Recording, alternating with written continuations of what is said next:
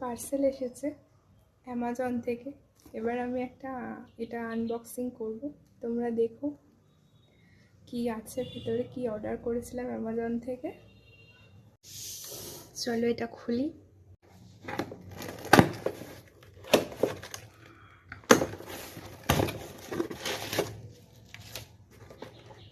So চলে এসেছে পার্সেলগুলো আমার অ্যামাজন থেকে অর্ডার করেছিলাম। একটা ফেস ওয়াশ, একটা কফিনের ফেস স্ক্রাব, আর একটা D10-এর ফেস স্ক্রাব বাটার চলে এসেছে। দেখো বন্ধুরা, এগুলো সব চলে এসেছে।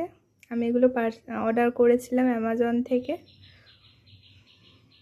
তারপর পরে তোমাদের জানাবো কিরম লাগলো।